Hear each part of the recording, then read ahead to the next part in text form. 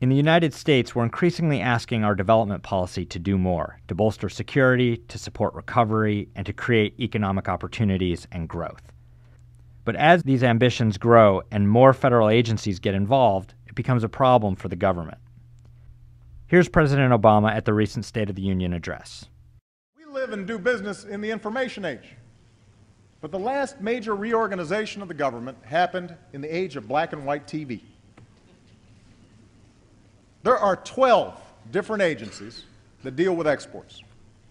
In the coming months, my administration will develop a proposal to merge, consolidate, and reorganize the federal government in a way that best serves the goal of a more competitive America.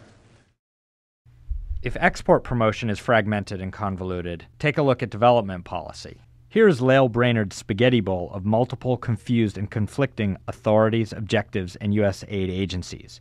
There's no way that this kind of structure can work sensibly to meet the ambitions we have for U.S. development policy in the 21st century. There are really three big problems. Too many players, there's confusion over objectives, and there's a dysfunctional interagency process that's supposed to work it all out.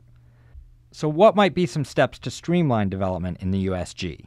We could consolidate, prioritize, and clarify who leads and when. Let's take each of these steps in turn. First, we have a proliferation of more than 24 departments, agencies, and bureaus all involved in development. A good first step would be to consolidate these down to about 7. A large number of these programs would most sensibly fit under USAID. AID would absorb the authority, staff, and budget of all of these programs. The State Department would take a few directly related to diplomacy and defense, and you'd leave the Peace Corps and Millennium Challenge Corporation as separate entities. Given the politics of Washington, you also want to leave space for special, standalone White House initiatives. The big change here would be a consolidation of all the private sector tools and programs under a new entity. We'll call it the U.S. Development Bank. For the U.S. to be competitive and to build markets abroad, we need a strategy and an institution that can provide a full range of financial and technical products to really get business and investment going. This is what foreign countries really want from the United States, and a vibrant, independent business sector that creates jobs and pays taxes is really the only path out of aid dependency for poor countries. Now, we have a lot of these tools already, but we have them spread across a multitude of agencies and deployed without any overarching strategy. A better way would be a consolidated U.S. development bank that would bring all of this together. It may sound strange to propose a new federal agency in a time of fiscal constraint, but a U.S. development bank would not only be budget neutral, but would probably make money for the U.S. Treasury. Another problem is the laundry list of objectives. Lael Brainard found at least 50 objectives of U.S. foreign assistance. Instead, we can boil these down to just 3 primary objectives: security, recovery, and growth.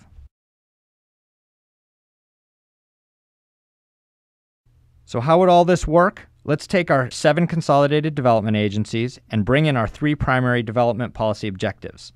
These line up well with the lead agencies of state, USAID, and the new U.S. Development Bank.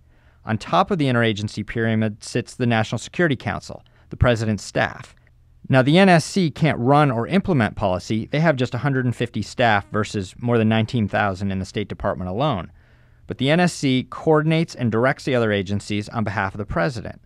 Under this proposal, they would designate a lead agency for each country strategy or major initiative that requires development input.